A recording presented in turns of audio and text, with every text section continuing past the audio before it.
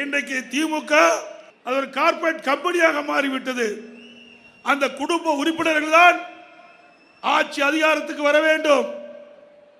அந்த குடும்ப உறுப்பினர்கள் தான் அந்த கட்சியிலே முன்னிலைப்படுத்துவார்கள்.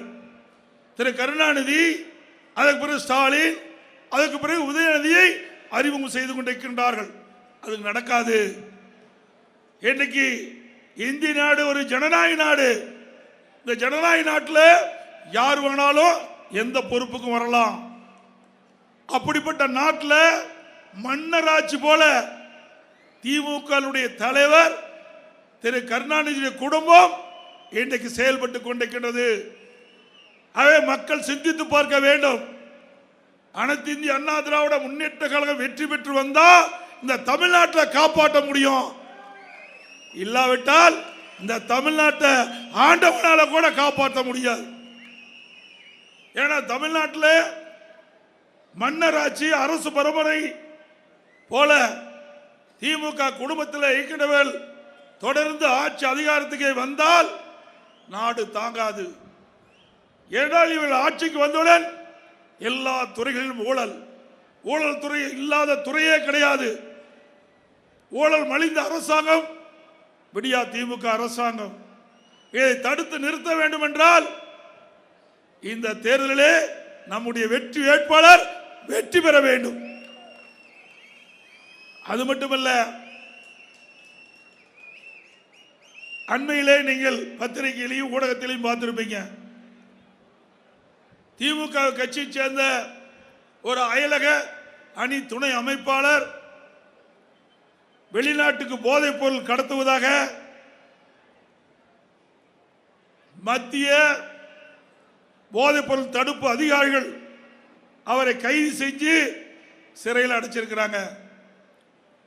அந்த வெளிநாட்டுக்கு போதைப் பொருள் 2000 கோடி மதிப்புள்ள போதைப் பொருளை இன்றைய தினம் அவர்கள் கண்டுபிடித்திருக்கின்றார்கள்.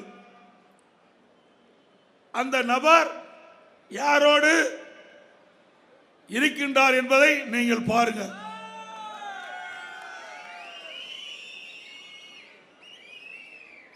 யாரோடு இருக்கிறாங்க சொல்லுங்க, பேச மாட்டேங்கிறீங்க. இது யாரோடு இருக்கிறாங்க? நல்ல சவுண்டா பேசுங்க தம்பி. ஆக இப்படி இருக்கின்ற பொழுது போதைப் பொருள் எப்படி ஒழிக்க முடியும்?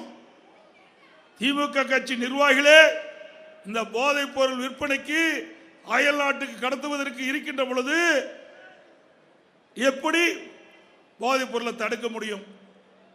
இன்றைக்கு இந்த போதைப் பொருள் கடத்துகின்ற நபர்கள் உயர்ந்த பதவி இருப்பதோடு புகைப்படம் எடுக்கின்றார்கள், நெருக்கமாக இருக்கின்றார்கள், உயர் காவல்துறை அதிகாரிடத்திலே நெருக்கமாக இருக்கின்றார்கள். அப்படி இருக்கின்ற பொழுது அவர்களை யார் போய் நெருங்க முடியும்? ஆக திராவிட முன்னேற்ற கழகத்தில் இருக்கின்ற நிர்வாகிகள் தான் இந்த போதைப் பொருளிலே ஈடுபட்டிருக்கார் என்பது நிரூபணமாகிவிட்டது. அதோட திமுகவை பொறுத்த வரைக்கும் போதைப் பொருள் மட்டுமல்ல, கள்ளச்சாராயம் பெருகிவிட்டது. இன்றைக்கு செங்கல்பட்டு மாவட்டத்தில் கள்ளச்சாராயம் குடித்து பல பேர் இறந்து விட்டார்கள். அதில் வேடிக்கை என்னவென்றால், கள்ளச்சாராயம் காய்ச்சி விற்றவர் இறந்து விட்டார், அவருக்கு 10 லட்சம் கொடுக்குறாங்க. கள்ளச்சாராயம் காய்ச்சி விற்கின்ற ஒருவர் அந்த கள்ளச்சாராயம் குடித்து இறந்தவருக்கு 10 லட்சம்.